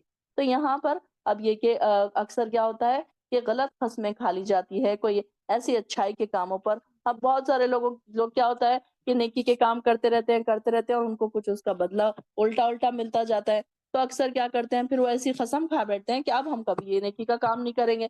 جیسے کہ اب وہ کسی میاں بیوی کے بیچ میں گئے، ان کو کی صلاح صفائی کرنے کے لیے گئے تو ان کے ہی اوپر الٹی بات آ گئی۔ تب وہ کیسے قسم کھا لیتے ہیں کوئی لوگ کہ نہیں اب تو ہم کسی کے بارے میں بیچ میں جائیں گے نہیں، کوئی نیکی کا کام ہی نہیں کریں گے۔ تو ایسی قسم نہیں کھا لینا ہے۔ تو کوئی اگر اچھا کام نہ کرنے پر اللہ کی قسم کھا لے اور پھر اب اس کو بعد میں یہ ریئلائز ہو کہ نہیں مجھے یہ قسم نہیں کھانی چاہیے تھی، تو پھر اس کو کیا کرنا چاہیے؟ پھر اگر اس نے دل سے یہ قسم کھائی ہے تو پھر اس کو کفارہ ادا کرنا پڑے گا۔ تو یہاں پر لوگوں کے درمیان صلاح اصلاح کر کے کام نہ کرو، اور اللہ تعالیٰ سب کچھ جانتا ہے، اور اللہ تعالیٰ تمہاری لغو یا بلا ارادہ قسموں پر گرفت نہیں کرے گا۔ اب کچھ لوگ دیکھیں کہ سعودی عربیہ میں ہر کسی کو عادت ہوتی ہے کہ وہ یہ کہتے ہیں کہ واللہ واللہ کرتے ہیں، تو یہ ان کا قسم کھانے کا طریقہ نہیں ہے، بلکہ یہ ان کا بات کرنے کا طریقہ ہے۔ تو ایسی قسموں کو اللہ تعالیٰ نہیں پکڑ کرے گا۔ لیکن اب دیکھیں کہ کوئی لوگ خاص طور سے ایسی قسم کھاتے ہیں کہ نہیں میں اب قسم کھاتا ہوں کہ اب تو میں یہ کبھی نہیں کروں گی، اب تو میں اتنا میں نے نیکی کے ساتھ کی تھی، اب میں کبھی ایسی نیکی نہیں کروں گی۔ تو یہ کرنا یہ غلط ہے۔ لیکن جو بلا ارادہ کوئی اگر قسم کھا لے تو اس کی اللہ تعالیٰ پکڑ نہیں کرے گا، اور اللہ تعالیٰ بخشنے والا اور بڑا مہربان ہے، بڑا بردبار ہے۔ جو لوگ اپنی بیویوں سے تعلق نہ رکھنے کی قسم کھا لیں، ان کے لیے 4 ماہ کی مہلت ہے۔ اس دوران اگر وہ رجوع کر لیں تو اللہ تعالیٰ بڑا بخشنے والا اور رحم کرنے والا ہے، اور اگر وہ طلاق ہی کی ٹھان لیں تو اللہ تعالیٰ تمہارے برے یا اچھے ارادوں کو خوب جاننے والا ہے۔ اب یہ یہاں پر جو کچھ پہلے کے زمانے میں یہ ہوتا تھا کہ دور جاہلیت میں کچھ لوگ کیا کرتے تھے، ان کی بیوی سے جب ناراض ہوتے تو کیا قسم کھا لیتے تھے کہ اب میں بیوی کے پاس نہیں جاؤں گا، ایلا اس کو کہا جاتا ہے۔ تو اپنی بیویوں سے تعلق نہ رکھنے کی قسم کھا لیتے تھے۔ تو اب ان کے بارے میں بھی مدت 4 ماہ کی مدت آ گئی ان کے لیے کہ اگر انہوں نے ایسی قسم کھا لی تو اب ان کو کیا کرنا پڑے گا؟ 4 ماہ تک رکنا پڑے گا۔ اور اگر کسی نے 3 ماہ تعلق نہ رکھنے کی قسم کھائی تو یہ شرعاً ایلا نہیں ہوگی، بلکہ ایلا کس کو کہتے ہیں؟ 4 ماہ تک رک جانے کو۔ اب آگے کی کہ ایک یہ کہ 3 ماہ کے اندر صحبت کر لی تو اب اس پر قسم کا کفارہ دینا پڑے گا۔ اگر 3 ماہ کے بعد کی تو کفارہ نہیں ہے، اور طلاق اگر چاہے تو طلاق اگر دینا چاہے تو 4 ماہ گزر جائیں اور وہ مرد رجوع نہ کرے تو پھر طلاق واقع ہو جائے گی۔ اور جن لوگوں کو طلاق دی گئی ہو وہ 3 حیض کی مدت تک اپنے آپ کو روکے رکھیں۔ اب یہ دیکھیے کہ طلاق کے بعد کتنی مدت ہے؟ اس کی جو عدت جس کو ہم کہتے ہیں 3 حیض، یعنی کہ 3 ماہ کی عدت ہے۔ وہ 3 ماہ کی عدت کیوں رکھی گئی ہے؟ تاکہ اگر پریگننسی ہے تو وہ ظاہر ہو جائے۔ اور اگر وہ اللہ اور آخرت کے دن پر ایمان رکھتی ہیں تو انہیں یہ جائز نہیں کہ انہوں نے جو کچھ ان کے رحموں میں ہے اللہ نے پیدا کیا ہے اسے چھپائیں۔ اگر ان کے خاوند اس مدت میں پھر سے تعلقات قائم کرنے پر آمدہ ہو جائے تو انہیں اپنی بیوی بنا لینے پر زیادہ حقدار وہی ہیں، اور عورتوں کے لیے مناسب مردوں پر حقوق ہیں جیسا کہ مردوں کے عورتوں پر ہے۔ البتہ مردوں کو ان پر ایک درجہ حاصل ہے، اور یہ احکام دینے والے اللہ تعالیٰ صاحب اختیار بھی ہے اور حکمت والے بھی ہیں۔ اور طلاق رجعی جس کو کہا جاتا ہے وہ 2 بار ہے، یعنی کہ 2 بار انسان طلاق دے سکتا ہے اور پھر رجوع بھی کر سکتا ہے، یعنی کہ تیسری بار اگر انسان طلاق دے دے تو پھر رجوع نہیں کر سکتا۔ 2 بار جو طلاق دی جاتی ہے اس کو کیا کہتے ہیں؟ طلاق رجعی۔ رجعی کا کیا مطلب ہے؟ لوٹا لینا، یعنی کہ اگر غصے میں انسان نے دے دیا تو پھر وہ لوٹا سکتا ہے، پھر دوسری بار اس نے دے دیا غصے میں پھر وہ لوٹا سکتا ہے، لیکن اگر 3 بار اس نے اسی طریقے سے حرکت کی تو پھر وہ اس کو پھر نہیں لوٹا سکتا۔ پھر یا تو سیدھی طرح سے اپنے پاس رکھا جائے یا بھلے طریقے سے اسے رخصت کر دیا جائے، اور تمہارے لیے یہ جائز نہیں کہ حد سے کہ جو کچھ بھی تم انہیں دے چکے ہو ان سے واپس لو، یعنی کہ طلاق دیتے وقت یا پھر بیوی کو چھوڑ رہے ہیں تو سارا کچھ اس سے چھین لیا، اس کا جو سامان تھا۔ اکثر یہ ہوتا ہے کہ جب طلاق ہوتی ہے، ہمارے معاشرے میں یہ ہوتا ہے کہ جب طلاق ہوتی ہے تو لڑائی جھگڑوں پر ہی بات ختم ہوتی ہے، تو جب جاتے ہیں چھوڑ کر تو اس کا سارا مال چھین لیا جاتا ہے، اس کا جہیز، اس کا سامان، اس کا گولڈ وولڈ سارا کچھ رکھ لیا جاتا ہے۔ تو یہاں پر یہ کہا جا رہا ہے کہ تم اس سے واپس کچھ بھی مت لو، جو جو تم نے اس کو دے دیا ہے تم اس سے واپس مت لو، اور یہ کہ تم دونوں میاں بیوی اس بات سے ڈرتے ہو کہ اللہ کی حدود کی پابندی نہیں کر سکو گے۔ ہاں، اگر تم اس بات سے ڈرتے ہو کہ اللہ کی حدود کی پابندی نہ کر سکیں گے تو پھر عورت کو اگر کچھ دے دلا کر اپنے لیے الگ راستہ اختیار کرنا چاہے تو ان دونوں پر کوئی گناہ نہیں، یعنی کہ اگر بیوی چاہ رہی کہ تم سب کچھ لے لو لیکن مجھے چھوڑ دو تو ایسی صورت میں پھر وہ اس کو کوئی گناہ نہیں، لیکن یہ نہیں کہ زبردستی اس سے ساری چیزیں چھین لی جائے اور اس کو ہکال دیا جائے۔ اور یہ کہ اللہ کی حدود سے آگے نہ بڑھو، اور جو کوئی اللہ کی حد سے آگے بڑھے گا تو ایسے ہی لوگ ظالم ہیں۔ پھر اگر مرد تیسری طلاق بھی دے دے تو اس کے بعد وہ عورت اس کے لیے حلال نہ رہے گی یہاں تک کہ وہ کسی دوسرے شخص سے نکاح کر لے۔ اگر دوسرا خاوند اسے طلاق دے دے تو پھر پہلا خاوند یہ عورت دونوں اس پر یہ غالب رکھ سکتے ہوں کہ وہ اللہ کی حدود کی پابندی کر سکیں گے تو آپس میں رجوع کر سکتے ہیں۔ اب یہ جو ہے کہ اگر تیسری طلاق دے دے اور پھر واپس اب جب اس کو ریئلائز ہو کہ نہیں مجھے اپنی بیوی سے پھر سے نکاح کرنا ہے تو اس کے لیے کیا کرنا پڑے گا؟ حلالہ کرنا پڑے گا۔ نکاح حلالہ کی حرمت یہاں پر اس کو اچھا نہیں سمجھا گیا، مکروہ کہا گیا اس کو، کہ یہ اس کے لیے کہ بیوی کو تھوڑے دن کے لیے دوسروں سے نکاح کروایا جائے اور پھر بعد میں پہلے شوہر کے پاس بلایا جائے تو اس کی کراہت سمجھی گئی۔ آپ صلی اللہ علیہ وسلم نے اس کو مکروہ کہا کہ یہ اچھی چیز نہیں ہے کہ کوئی انسان اپنی بیوی کو دوسرے شوہر کے پاس بھیجے اور بعد میں پھر اس کو واپس لے لے۔ تو اس لیے بہتر، پہلے کے زمانے میں یہ چیزیں بہت عام تھی تو اس لیے ان کو یہ بتایا جا رہا ہے۔ اور جب تم عورتوں کو طلاق دے دو اور ان کی عدت پوری ہونے کو آ جائے تو پھر تو سیدھی طرح انہیں اپنے پاس رکھو یا بھلے طریقے سے انہیں رخصت کر دو، انہیں دکھ پہنچانے کی خاطر نہ روکو، یعنی رجوع کر لو تو تم ان پر زیادتی کر سکو۔ یعنی کہ کچھ لوگ کیا کرتے ہیں کہ ان کو طلاق بھی دیتے تھے اور ان کو نہ جانے بھی نہیں دیتے، روکنے بھی نہیں دیتے، یعنی کہ رکے اگر گھر میں تو ان کو تکلیفیں دے رہے، یعنی کہ وہ جا بھی نہیں سکتی رک بھی نہیں سکتی، تو ایسے ان کے اوپر تکلیفیں دینے کے لیے تم حد سے مت بڑھو۔ یہ ساری چیزیں کیا ہے؟ گناہ کے کام ہے، اور جو شخص یہ کام کرے گا تو اپنے آپ پر ہی ظلم کرے گا۔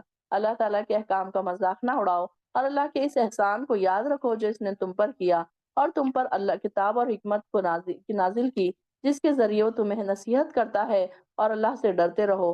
جان لو کہ اللہ تعالیٰ ہر چیز کو خوب جانتا ہے۔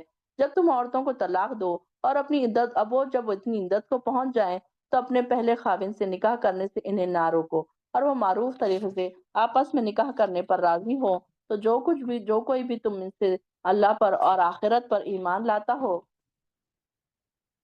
ایمان رکھ، اسی بات کی نصیحت کی جاتی ہے تمہیں۔ اب یہ دیکھیے کہ نصیحت کس کو کی جا رہی ہے؟ جو اللہ پر اور ایمان والا ہے، ایمان پر یقین رکھتا ہے۔ اب جو ایمان والے ہیں ہی نہیں تو ان کو کیا نصیحت کریں گے؟ یہی تمہارے لیے شائستہ اور پاکیزہ طریقہ ہے، اللہ ہی جانتا ہے تم نہیں جانتے۔ واللہ یعلم وانتم لا تعلمون، اللہ تعالیٰ جانتا ہے کہ جو تمہارے دلوں میں کیا ہے۔ اب یہاں پر آ رہے ہیں دودھ پلانے کی مدت، دیکھیے کہ ساری چیزیں ہمیں شارٹ میں ساری چیزیں ہمیں بتا دی گئی، شراب کا بتا دیا گیا، وراثت کا بتا دیا گیا، طلاق کے مسائل آ گئے، حیض کے مسائل آ گئے، شراب کے آ گئے، ہر چیز ہمیں شارٹ ساری احکامات ہمیں بتائے جا رہے ہیں۔ اب یہاں پر جو باپ یہ چاہتا ہے کہ اس کا بچہ پوری مدت دودھ پیے تو مائیں اپنے بچوں کو پورے 2 سال دودھ پلائے۔ آپ اس کو انڈر لائن کر لیجئے کہ وہاں پر کیا لکھا ہوا ہے کہ وہ حولینی کاملینی، حولین کہتے ہیں سالوں کو، یعنی کہ 2 سال، حولین 2 سال، کاملین پورے، تو پورے 2 سال دودھ پلائے۔ اب یہاں پر دیکھیں ہمیں پتا ہونا چاہیے کہ ہم نے دودھ پلانے کی مدت کہاں پڑھی، حیض کے بارے میں ہم نے کہاں پڑھا، آپ کو اتنا تو بتانا آنا چاہیے نا۔ آپ جب سے پیدا ہوئے، جب سے آپ کے ہاتھوں میں یہ کتاب ہے لیکن آپ آبزرو کریں کہ آپ کو اب تک یہ یاد تھا کہ کہاں پر دودھ پلانے کی مدت آئی ہے، کہاں پر طلاق کے بعد کی عدت آئی ہے، کہاں پر حیض کے مسائل آئے ہیں، شراب کے مسائل آئے ہیں۔ ابھی تک اس قابل ہی نہیں ہوئے کہ ہم کسی کو یہ بتا سکیں کہ کہاں پر ہم نے پڑھا تھا، حالانکہ ہم کئی بار قرآن پڑھ چکے ہیں اپنی زندگیوں میں۔ کوئی اگر 50 سال کا ہے تو اس نے 50 بار تو پڑھا ہی ہوگا، نہیں تو 40 بار تو پڑھا ہی ہوگا۔ سال میں ایک بار تو کوئی پڑھ ہی لیتا ہے آرام سے، اگر بہت ہی کم بھی جس نے پڑھا تو دیکھیے کہ 40 بار 30 بار اگر کسی نے قرآن پڑھا اور اس کو یہ بھی نہ پتا ہو کہ یہ احکامات ہم نے کہاں پڑھے، تو ہم نے کیسے پڑھا پھر؟ کیا ہم نے اس کی اسٹڈی کی؟ کیسے ہم نے اس کے بارے میں کوئی ہمیں کچھ پتا نہیں، ہم بتا نہیں سکتے کسی کو، کوئی نئے انسان کو ہم اگر آپ سے کوئی سوال پوچھے کہ آپ تو اتنا پڑھتے ہیں، آپ تو اتنے نیک ہیں، دن رات قرآن پڑھتے ہیں، آپ ہمیں ذرا بتائیے یہ مسئلہ، تو ہم کیا بتائیں گے کہاں پہ لکھا ہوا ہے، ہمیں تو پتہ ہی نہیں ہے۔ تو انڈر لائن کرتے جائیں، اور جب بھی آپ اس آیت پر سے گزریں گے تو آپ کو یہ یاد آ جائے گا کہ ہاں میں نے یہاں پر پڑھا تھا۔ اور ماں اور بچے کے کھانے اور کپڑے کی ذمہ داری اس پر ہے جس کا وہ بچہ ہے، یعنی باپ پر، اور یہ خرچ وہ دستور کے مطابق ادا کرے گا، مگر اس پر کسی مقدور سے زیادہ بار نہ ڈالا جائے گا۔ نہ تو والدہ کے بچے کی وجہ سے تکلیف دی جائے، اور نہ ہی باپ کو اپنے بچے کی وجہ سے تکلیف دی جائے۔ اگر باپ مر جائے تو نان نفقے کی یہ ذمہ داری وارث پر ہے، اور اگر 2 سال سے پہلے وہ دونوں باہمی رضامندی اور مشورے سے دودھ چھڑانا چاہیں تو ان پر کچھ گناہ نہیں، اور اگر تم اپنی اولاد کو کسی دایا سے دودھ پلوانا چاہو تو بھی کوئی حرج کی بات نہیں ہے۔ یعنی کہ کیا ہوتا ہے، اکثر جب طلاق ہو جاتی ہے تو بیویاں کیا کرتی ہیں، شوہروں پر زیادہ ظلم کرنے لگتی ہیں، کبھی شوہر بیویوں پہ زیادہ ظلم کرنے لگتے ہیں۔ تو یہاں پر یہ بتایا جا رہا ہے کہ دونوں بھی ظلم نہ کریں، نہ باپ پر ظلم کیا جائے، نہ والدہ پر جو ظلم کیا جائے بچے کے تعلق سے۔ اور جب کہ تم دایا کو دستور کے مطابق اس کا معاوضہ دے دو تو جو تم نے طے کیا ہے، اور اللہ سے ڈرتے رہو اور جان لو جو کچھ بھی تم کرتے ہو اللہ تعالیٰ اسے خوب دیکھ رہا ہے۔ اور تم میں سے جو لوگ فوت ہو جائیں ان کی بیویاں زندہ ہوں تو ایسی بیوائیں 4 ماہ 10 دن انتظار کریں۔ انڈر لائن کیجئے کہ آپ دیکھیے کہ اب یہاں پر بیوہ کی عدت بتائی گئی ہے، اربعۃ اشہر و عشرہ، کہ 4 ماہ 10 دن انڈر لائن کر کے رکھیں، تاکہ آپ کو بتانا جب کسی کو پڑھے آپ فوراً قرآن کھولیں، سورہ بقرہ دیکھیں کہ ہاں میں نے یہاں انڈر لائن کیا تھا، ہاں چھوٹا سا لکھ دیں کہ بیوہ کی عدت، کہ جب ان کی عدت پوری ہو جائے تو اپنے حق میں جو کچھ وہ معروف طریقے سے کرے، اس پر کچھ گناہ نہیں، اور جو کچھ تم کرتے ہو اللہ اس سے خبردار ہے۔ ایسی بیواؤں کو اگر تم اشارتاً کوئی پیغام دے دو یا نکاح یا یہ بات اپنے دل میں چھپائے رکھو، دونوں صورتوں میں تم پر کوئی گناہ نہیں۔ اللہ جانتا ہے تم انہیں دل میں یاد رکھتے ہو، لیکن ان سے کوئی خفیہ معاہدہ نہ کرو، جیسے کہ ابھی عدت ختم نہیں ہوئی تو ابھی کسی کو نکاح کا پیغام بھی نہیں دینا، اور ان سے چوری چھپے کوئی وعدے بھی نہیں کر لینا۔ یہاں ہاں جو بات کرنا ہو معروف طریقے سے کہو، مگر جب تک ان کی عدت نہ گزر جائے تو ان نکاح کا ارادہ مت کرو، اور جان لو کہ جو کچھ تمہارے دل میں ہے اللہ تعالیٰ اسے خوب جانتا ہے، اور اس سے ڈرتے رہو، اللہ تعالیٰ سے ڈرتے رہو۔ فاحذروہ، اور یہ بھی جان لو کہ اللہ تعالیٰ معاف کرنے والا ہے تمہارے گناہوں کو، کیونکہ وہ بردبار ہے، بے شک اللہ تعالیٰ غفور حلیم ہے۔ اور اگر تم ایسی عورتوں کو طلاق دے دو جنہیں تم نے ہاتھ نہیں لگایا ہو اور نہ ہی حق مہر مقرر کیا ہو تو تم پر کچھ گناہ نہیں، البتہ انہیں کچھ نہ کچھ دے کر رخصت کر دو۔ یعنی کہ کبھی کبھی ایسے ہوتا ہے کہ صرف نکاح ہو جاتا ہے اور ابھی وداعی نہیں ہوتی ہے، تو پھر ایسے میں پھر اگر حق مہر نہیں بھی دیں گے تو کوئی گناہ نہیں۔ اور وسط والا اپنی حیثیت کے مطابق اور تنگ دست اپنی حیثیت کے مطابق انہیں بھلے طریقے سے رخصت کرے، یہ نیک آدمیوں پر حق ہے۔ اور دیکھیے کہ کس کو بات بتائی جا رہی ہے، اچھی نیک لوگوں کو۔ ظاہر ہے اچھی بات کون سنے گا، جو نیکی پر قائم رہنے والے لوگ ہوں گے۔ اب دیکھیے کہ اگر آپ کے پاس اب آپ کے اسکول میں یا آپ کے اب جو اگر کوئی ہم ٹیچر ہیں تو اچھی بات اگر کوئی فوراً بتائی جائے تو کون سے بچے سنتے ہیں، جو اچھے بچے ہیں، پڑھنے والے بچے ہیں، جو فوراً پک کر لیتے ہیں، اور جو پڑھنے والے بچے نہیں ہیں ان کے اوپر کوئی فرق ہی نہیں پڑتا۔ تو ایسی بات نیکی کی بات جو بتائی جا رہی ہے کس کے لیے بتائی جا رہی، حقا علی المحسنین، محسنین کو بتایا جا رہا ہے کہ یہ لوگ جو ہوتے تھے، نیک لوگ جو ہوتے تھے، فوراً پک کرتے تھے نا کوئی بھی دین کی بات، اور جب یا ایھا الذین آمنوا آتا تھا یہ فوراً الرٹ ہو جاتے تھے کہ اب ہمیں کیا بات بتائی جا رہی۔ تو آپ دیکھیں گے یہاں پر بار بار آ رہا ہے کہ اے لوگوں جو ایمان لائے ہو ان کو یہ ساری چیزیں بتائی جا رہی ہیں۔ یہ نیک آدمی، اگر تم نے انہیں ہاتھ لگانے سے پہلے طلاق دی مگر ان کا حق مہر مقرر ہو چکا ہو تو اب ان کو کیا کرنا پڑے گا، آدھا مہر دینا پڑے گا۔ ایک صورت وہ ہے کہ جس میں مہر ہی طے نہیں ہوا، صرف نکاح ہو گیا، اور دوسرے میں مہر بھی طے ہو گیا، تو اب اس میں آدھا مہر دینا پڑے گا۔ اور وہ عورتیں چاہے اگر خود معاف کر دیں تو جس کے اختیار میں ہے تو وہ پھر کیا کرے، فراغ دلی سے کام لے اور پورا مہر دے دے۔ اگر شوہر کے پاس اتنا ہے، زیادہ ہے، تو وہ چاہے اگر تو وہ پورا مہر بھی دے سکتا ہے طلاق کے وقت، اور چاہے تو آدھا بھی دے سکتا ہے، اور بیوی چاہے تو وہ پورا بھی معاف کر سکتی ہے، آدھا بھی معاف کر سکتی ہے۔ دونوں طریقے ان دونوں کے اوپر ہے۔ تو یہ زیادہ اگر تم درگزر کرو اور پورے کا پورا حق مہر دے دو تو یہ تقوی سے زیادہ قریب ہے۔ اگر آپ دیکھ رہے ہیں کہ وہ عورت بہت زیادہ ضرورت مند ہے تو اس کو پورا کا پورا مہر اگر دے رہے تو یہ نیکی کی قریب ہے۔ اور وہاں بھی معاملات میں فیاضی کو نہ بھولو، جو کچھ بھی تم کرتے ہو یقیناً اللہ تعالیٰ اسے دیکھ رہا ہے۔ اور سب اپنی نمازوں کی محافظت کرو، بالخصوص نماز، درمیانی نماز کی۔ اب یہ دیکھیے کہ نماز کے بارے میں آ گیا، حافظوا علی الصلاۃ والصلاۃ الوسطیٰ۔ تو کون سی نماز؟ نماز عصر کے بارے میں آ رہا ہے کہ اس نماز کی زیادہ حفاظت کرو، کیونکہ ہم دیکھتے ہیں، اکثر ہم یہ بھی دیکھتے ہیں کہ بیچ کی نماز ہے یہ، اور صبح کی 2 نمازیں اور شام کی 2 نمازیں۔ محافظت میں کیا آئے گا کہ ہر نماز، ویسے تو ایک نماز نہیں بلکہ ہر نماز کو ہم کو حفاظت کرنی ہے، اچھے سے خشوع اور خضوع سے ادا کرنا ہے۔ تو یہاں پر خاص طور سے حدیث ہے کہ اگر کسی کے عصر کی نماز قضا ہو گئی تو جیسے اس کا گھر بار، مال اور اسباب سب لٹ گیا۔ یعنی کہ دیکھیں کہ انسان کتنا دکھی ہو جائے گا کہ اگر اس میں ڈاکہ پڑ گیا، اس کے پورا مال لٹ گیا۔ تو اسی طریقے سے اگر کسی کی عصر کی نماز قضا ہوتی ہے تو اس کا مطلب جیسا ہے جیسے اس کا کچھ گھر بار لٹ گیا۔ تو یعنی کہ اس کی نماز کی ہمیں بہت زیادہ اہمیت بتائی گئی ہے۔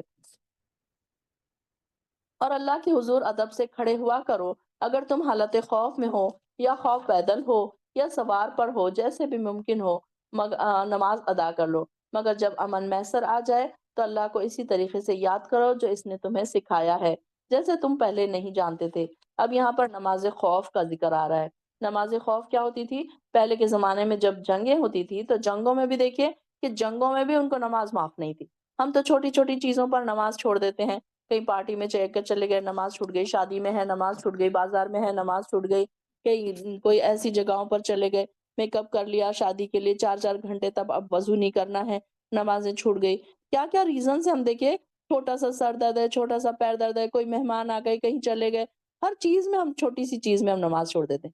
یہاں پر تو ان کو دیکھیے نماز خوف پڑھنے کا حکم دیا گیا کہ یہ جنگوں میں تھے، آگے ایک گروپ آگے لڑ رہا ہے، پیچھے ایک گروپ کھڑے رہ کر نماز پڑھ رہا ہے۔ تو ان کو یہ طریقہ سکھایا جا رہا تھا کہ اگر تم خوف کی حالت میں ہو، یعنی کہ ڈر ہے، دشمنوں کا ڈر ہے، تو وہاں پر بھی تم کو نماز پڑھنا سکھایا جا رہا ہے کہ کیسے نماز ہوتی تھی نماز خوف، کہ آگے ایک لائن پر جنگ کرتی تھی اور پیچھے کی ایک لائن جماعت بنا کر حضور صلی اللہ علیہ وسلم کے ساتھ نماز پڑھتی تھی، اور وہ ایک رکعت پڑھ کے وہ پھر سے واپس جنگ کے لیے آگے چلے جاتے تھے، اور جو جنگ کر رہے لوگ جو تھے تو وہ والے باقی کے لوگ جو آ کے پھر دوسرے رکعت کمپلیٹ کرتے تھے۔ اس طریقے سے ان کو نماز اس میں بھی ان کو منع نہیں تھی، جنگ کے دوران بھی نماز منع نہیں تھی۔ اور یہاں پر دیکھیے کہ ہم چھوٹی چھوٹی چیزوں میں ہم کو یہ خیال رکھنا چاہیے کہ اس وقت اتنی سختیوں میں بھی نماز معاف نہیں ہے تو ہم کیسے نماز چھوڑ سکتے ہیں؟ اب نماز کے لیے ہمارے لیے تو اتنی اللہ تعالیٰ نے فلیکسیبلٹی دے دی ہے کہ اگر آپ کھڑے رہ کے نہیں پڑھ سکتے تو بیٹھ کے پڑھو، بیٹھ کے نہیں پڑھ سکتے تو لیٹ کے پڑھو، یا نہیں پڑھ سکتے تو کم سے کم اشارے سے پڑھ لو۔ پھر وضو کے لیے بھی اتنی تخفیف کر دی گئی کہ اگر وضو نہیں کر سکتے تو تیمم کر لو، جو تیمم نہیں کر سکتا تو وہ بالکل، اگر کوئی پیشنٹ ایسا ہے کہ جو بالکل حل ہی نہیں سکتا، تیمم بھی نہیں کر سکتا، تو اس کے لیے وہ بھی فلیکسیبلٹی ہے کہ وہ بنا تیمم کے بھی پھر نماز پڑھ لے۔ اللہ تعالیٰ قبول فرمانے والا ہے۔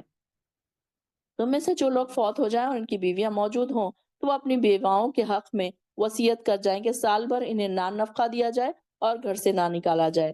اب یہ جو پہلے جو آیت آئی تھی یہ منسوخ ہو چکی ہے۔ پہلے کیا تھا، ابتدائی اسلام میں یہ نازل ہوا تھا یہ احکام کہ مرتے وقت مرد اپنی بیویوں کے متعلق ورثہ کو ایسی وصیت کر کے جائے کہ جب تک بیوی گھر میں ہے 1 سال تک اس کا نہ نفقہ دیا جائے۔ لیکن بعد میں پھر یہ مدت چینج ہو گئی اور 4 ماہ 10 دن کی بات آ گئی، اور اس میں میراث میں حصہ رکھ دیا گیا۔ پہلے کیا تھا، حصہ نہیں تھا، بیوی کا حصہ نہیں تھا، صرف اس کو 1 سال تک رکھنا، اس کا نان نفقہ دینا اور بعد میں اس کو بیچ دینا۔ لیکن اب کیا ہوا، اللہ تعالیٰ نے پھر آگے آیت نازل کر دی کہ اب اس کے لیے 4 ماہ 10 دن کی عدت رکھ دی گئی اور اس کے لیے وراثت میں حصہ رکھ دیا گیا۔ تو یہ آیت پھر منسوخ ہو گئی۔ لیکن اگر ان عورتوں کے ذہن میں اپنے لیے کوئی اچھی تجویز ہو یا وہ خود گھر سے چلی جائیں تو تم پر کوئی گرفت نہیں۔ اللہ تعالیٰ صاحب اختیار اور حکمت والا ہے۔ اسی طرح متعلقہ عورتوں کو معروف طریقے سے کچھ دے دلا کر رخصت کرنا چاہیے، اور یہ بات پرہیزگاروں کے لیے انتہائی ضروری ہے۔ اللہ تعالیٰ اسی انداز سے اپنے حکام صاف صاف بیان کرتا ہے۔ امید ہے کہ تم سمجھ بوجھ سے کام لو۔ کیا آپ نے ان لوگوں کے حال پر غور کیا جو موت کے ڈر سے اپنے گھروں سے نکل گئے تھے، حالانکہ وہ ہزاروں کی تعداد میں تھے؟ اللہ تعالیٰ نے انہیں کہا مر جاؤ، تو چنانچہ وہ راستے میں ہی مر گئے۔ پھر اللہ تعالیٰ نے انہیں پیغمبر کی دعا کی وجہ سے زندہ کیا، اور اللہ تعالیٰ یقیناً لوگوں پر بڑا فضل والا ہے، اور لوگ اکثر یہ نہیں جانتے۔ اب یہاں پر یہ جو بنی اسرائیل ہے ان کے بارے میں آ رہا ہے کہ ایک کہیں پر کئی ملک میں وبا پھیل گئی تھی، طاعون کی وبا پھیل گئی تھی۔ اسرائیل کے کچھ لوگ کسی شہر میں رہتے تھے، تو وہاں پر یہ وبا پھیل گئی تھی طاعون کی۔ تو اب یہ لوگ کیا کریں، مر جانے کے ڈر سے سارے اپنے بوریا بستر لے کر ہزاروں کی تعداد میں تو نکل کھڑے ہوئے کہ اب یہاں سے بھاگ جائیں ہم۔ تو اس لیے جہاں کہیں بھی وبا پھیلتی ہے وہاں پر سے نکلنا منع ہے۔ جیسے کہ ہمارے پاس بھی جب ہوا تھا کورونا جب آیا تھا تو یہ منع کیا گیا تھا کہ ادھر سے کوئی دوسری جگہ نہ جائے، کہ یہاں کے جراثیم پھر ادھر چلے جائیں گے نا، تو جہاں کوئی ہے جہاں وہیں بیٹھا رہے۔ تو یہ لوگ کیا کرے، موت کے ڈر سے باہر نکلے، تو اللہ تعالیٰ نے کیا کیا کہ جہاں پر یہ نکلے تھے راستوں میں، اللہ تعالیٰ نے ان کو پھر وہیں موت دے دی، تو وہ سارے کے سارے پھر وہیں مر گئے۔ تو اب یہاں ہوا پھر یہ کہ اللہ تعالیٰ نے ان کو موت کی نیند سلا دی، اور پھر بعد میں یہ ہوا کہ ایک حزقیل پیغمبر جو تھے، سیدنا موسیٰ علیہ السلام کے بعد تیسرے خلیفہ تھے یہ، تو ادھر سے گزرے اور انہوں نے یہ صورتحال دیکھی، تو انہوں نے پھر کافی مدت کے بعد وہ پیغمبر وہاں سے گزرے، تو انہوں نے دیکھا کہ یہ سارے کے سارے مرے پڑے ہیں، تو پھر انہوں نے اللہ سے دعا کی، تو اللہ تعالیٰ نے ان کو پھر اپنی مہربانی سے دوبارہ زندہ کیا۔ کون ہے اور اللہ کی راہ میں جہاد کرو، یعنی موت سے ڈرو، اور جان لو کہ اللہ تعالیٰ ہر ایک کی سننے والا اور سب کچھ جاننے والا ہے۔ کون ہے جو اللہ کو قرض حسنہ دے تو اللہ تعالیٰ اسے کئی گنا بڑھا چڑھا کر دے، اور اللہ ہی لوگوں کو رزق تنگ اور کشادہ کرتا ہے، اسی کی طرف تم لوٹائے جاؤ گے۔ اب یہاں پر دیکھیے قرض حسنہ، قرض حسنہ کیا ہے؟ اللہ تعالیٰ کی راہ میں کوئی بھی چیز خرچ کرنا۔ قرض حسنہ سے مراد ایسا قرض ہے جو محض اللہ کی رضا کے لیے، فقراء ہے، اقربا ہے، مساکین ہے، ان کو دیا جائے ان کی ادائیگی کے لیے، اور انہیں تنگ نہ کیا جائے۔ اگر کسی کو دے دیا ہے تو انہیں تنگ نہ کیا جائے، جیسے کسی کو قرضہ دے کر جتلانا، یا پھر یہ ساری چیزیں پھر آپ نیکی ضائع کر دے گی، کہ کسی کو قرض دیا ہے تو ان کو مہلت دی جائے، اور پھر کسی کو جتلایا نہیں جائے کہ ہم نے ان کو اتنا کیا، دیکھو یہ تو ہمارے ساتھ ایسے کر رہے ہیں۔ ہم کیا چاہتے ہیں کہ ہم چاہتے ہیں کہ اگر ہم کسی کو دیں تو وہ ہماری جی حضوری کریں، ہمیں بلائیں، اپنی دعوتوں پہ بلائیں، ہمیں سلام کریں، ہمارے سامنے جھک کے بات کریں، یہ چاہتے ہیں کہ یہ ساری چیزیں پھر نہیں آئیں گی۔ پھر اس میں کیا ہوگا کہ انسان کیا کرے کہ پورے خلوص سے خالصتاً اللہ کی رضامندی کے لیے خرچ کرے، اور یہ دل کی پوری خوشی کے ساتھ خرچ کیا جائے، تو وہ قرض حسنہ ہوگا۔ تو یہاں پر بھی ایک تو انفاق فی سبیل اللہ کے بارے میں بھی خرچ، کہ اللہ کے راہ میں خرچ کرنا، کہ اب یہاں پر جیسے کہ خرچ میں صرف پیسہ ہی نہیں آتا، بلکہ اپنی ہر وہ چیز آ سکتی ہے جو اللہ تعالیٰ نے ہمیں عطا کی ہے، جیسے کہ صحت مند تندرستی ہے، نیند ہے، ہماری نیند ہم اللہ کے لیے خرچ کر رہے ہیں، اپنا وقت ہم اللہ کے لیے صرف کر رہے ہیں، تو یہ ساری چیزیں پھر قرض حسنہ میں آئیں گی کہ ہم اللہ تعالیٰ کے لیے ہم خرچ کر رہے ہیں۔ ہم نے اس کے اوپر کافی اچھی ڈیٹیل تفسیر کی تھی اور ڈسکس بھی کیا تھا اس کے بارے میں۔ انشاءاللہ جو بہنیں چاہیں آیت نمبر 245 کی تفسیر سن لے یوٹیوب پہ سے ڈیٹیل لیکچر میں۔ کیا آپ نے سیدنا موسیٰ کے بعد بنی اسرائیل کے سرداروں کے معاملے پر بھی غور کیا، جب انہوں نے اپنے نبی سے کہا کہ ہمارے لیے ایک بادشاہ مقرر کر دو تاکہ ہم اللہ کی راہ میں جہاد کریں، اور نبی نے ان سے کہا کہ کہیں ایسی بات تو نہیں کہ تم پر جہاد فرض کر دیا جائے اور تم لڑنے سے انکار کر دو؟ وہ کہنے لگے یہ کیسے ہو سکتا ہے، ہم اللہ کی راہ میں جہاد نہ کریں جبکہ ہمارے گھروں سے ہمیں نکال کر اپنے بچوں سے، بال بچوں سے جدا کر دیا گیا۔ پھر جب ان پر جہاد فرض کیا گیا تو سوائے چند آدمیوں کے سب ہی پھر گئے۔ اب یہاں پر دیکھیے کہ بنی اسرائیل کی یہاں پر ان کے زمانے میں کیا ہوتا تھا کہ ایک نبی ہوتا تھا اور ایک بادشاہ ہوتا تھا۔ اب ان کے پاس صرف نبی تھا بنی اسرائیل جو تھے، تو اب یہ کہاں سے نکلے تھے؟ یہ فرعون کے پاس سے جب بھاگ کے نکلے تھے، اب ان کے گھر بار بچے سب چھوٹ گئے تھے، تو اب ان کو یہ تھا کہ اب ہم جائیں گے، اپنے ملک جائیں گے اور اپنا ملک ہم فتح کریں گے، تو ہم کو لڑنا ہے، جہاد کرنا ہے۔ تو انہوں نے کہا کہ ہمارے لیے ایک بادشاہ مقرر کرے اللہ تعالیٰ تاکہ ہم اس کی قیادت میں لڑیں۔ پھر ان کے نبی نے ان سے کہا کہ اگر اللہ نے تمہارے لیے طالوت کو بادشاہ مقرر کیا، وہ کہنے لگے بھلا ہم پر حکومت کا حقدار وہ کیسے بن سکتا ہے؟ اس سے زیادہ تو ہم خود حکومت کے حقدار ہیں، اور اس کے پاس تو جو کچھ مال و دولت بھی نہیں، نبی نے کہا کہ تم پر حکومت کے لیے اسے ہی منتخب کیا گیا، اور ذہنی اور جسمانی صلاحیتیں اسے تم سے زیادہ عطا کی ہیں، اور اللہ جسے چاہتا ہے اپنی حکومت دے دے کر وہ بڑی وسعت والا اور جاننے والا ہے۔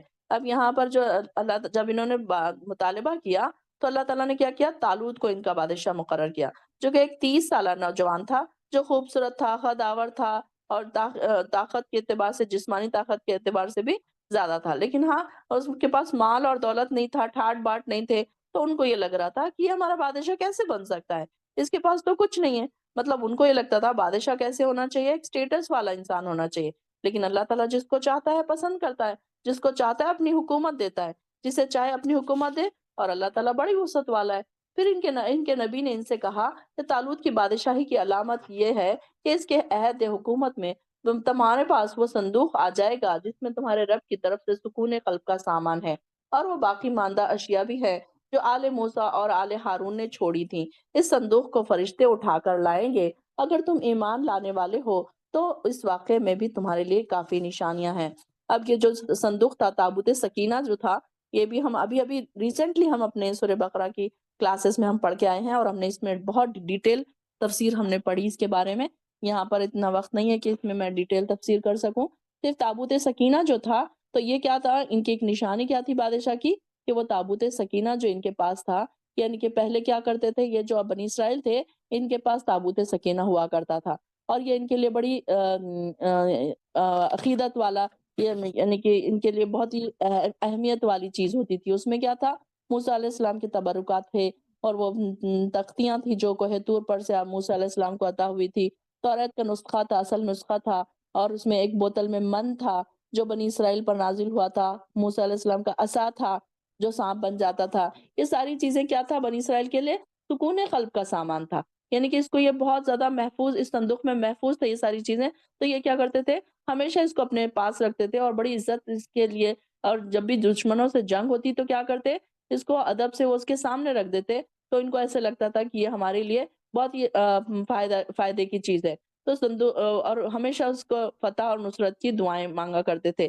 تو ایک لڑائی کے موقع پر کیا ہوا تھا، مشرک بادشاہ جو تھا، جالوت جو تھا، تو اس نے کیا کیا، غالب آ گیا ان پر، اور یہ ہار گئے، اور اس نے کیا کیا، یہ صندوق ان سے چھین کر لے کر چلا گیا، اور وہ لوگ اپنے ساتھ یہ صندوق لے گئے۔ صندوق کو لے جانے کے بعد اب ان کو یہ لگ رہا تھا، بنی اسرائیل کو، کہ ان کے اوپر نحوست پھر سے آ گئی، ان کے اوپر پریشانیاں آ گئی۔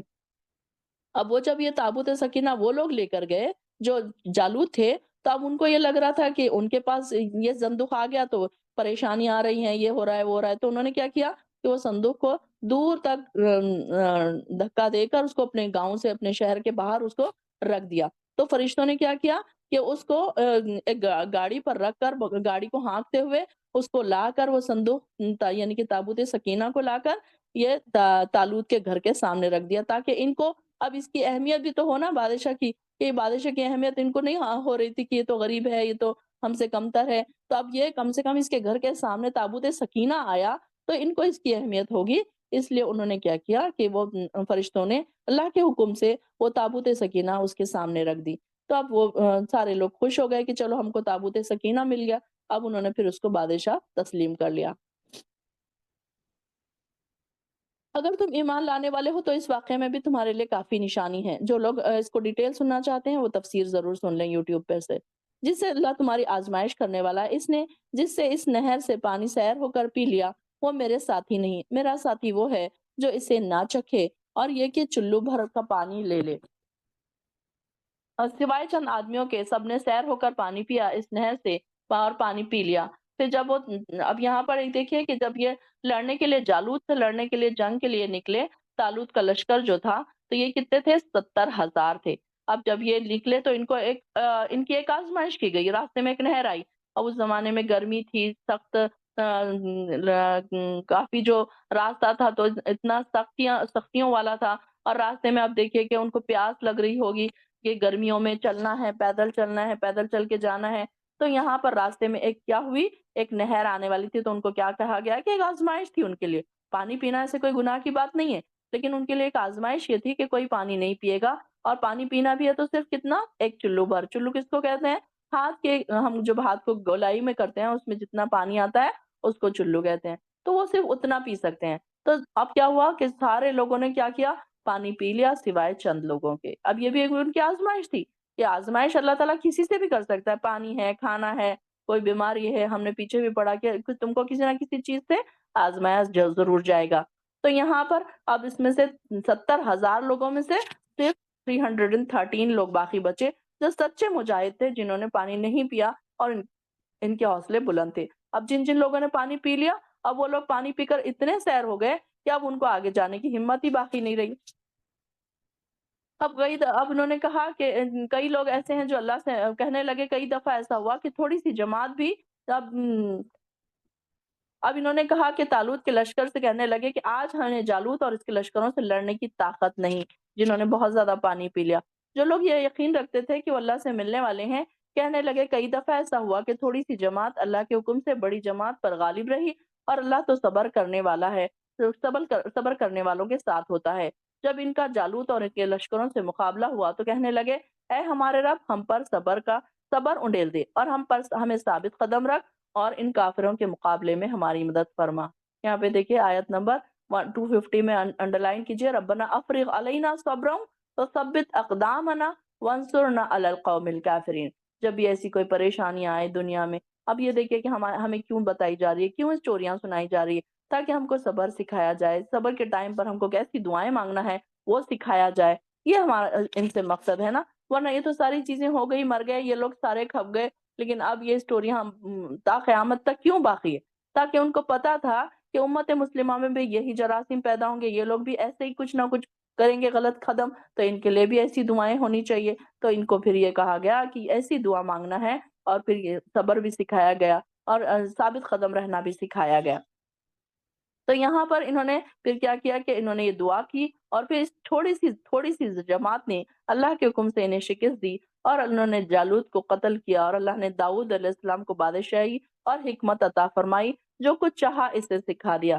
اب یہاں پر داؤد علیہ السلام اچانک پھر راستے میں چلتے چلتے وہ بکریاں چراتے تھے، ایک عام سے انسان تھے، کوئی بڑے انسان نہیں تھے، تو راستے میں وہ بھی پھر ساتھ ہو گئے اپنے بھائیوں کے ساتھ۔ کہ کہا جاتا ہے کہ سیدنا داؤد علیہ السلام اپنے بھائیوں میں سب سے چھوٹے تھے، اور بکریاں چراتے تھے، اور بڑے ہی پھرتیلے اور مضبوط اور چست بدن تھے، اور اچھے نشانہ باز تھے۔ تو وہ کیا کرتے تھے، وحشی جانوروں کے بکریوں پر، ریوڑ پر حملہ کر دیتے، اور پتھروں کے ذریعے ہی، گلیل جیسے ہوتی ہے نا اس میں جیسے، تو وہ پتھروں سے مار کر ان کو ختم کر دیتے تھے۔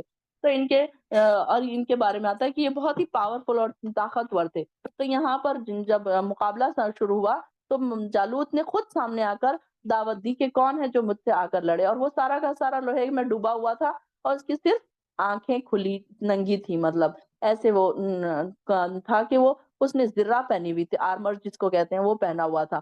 اور اس نے جب دعوت دی تو داؤد علیہ السلام نے اب چلتے چلتے راستے میں سے 2-3 پتھر اس غرض سے اٹھا لیے تھے کہ ایک کے بعد ایک گلیل میں رکھ کر اس پر، جالوت پر حملہ کریں گے۔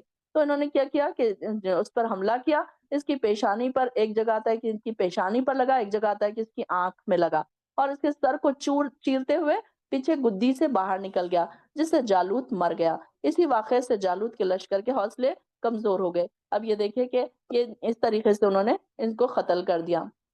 پھر اس کے بعد ان کو طالوت نے پھر کیا کیا کہ جب انہوں نے اس طریقے سے بہادری دکھائی، تو طالوت نے اپنی بیٹی کا نکاح داؤد علیہ السلام سے کر دیا، اور طالوت کے بعد داؤد علیہ السلام ان کے جانشین بنے، یعنی کہ پھر وہ بادشاہ بنے، اور پھر اللہ تعالیٰ نے ان کو نبوت سے بھی سرفراز کیا۔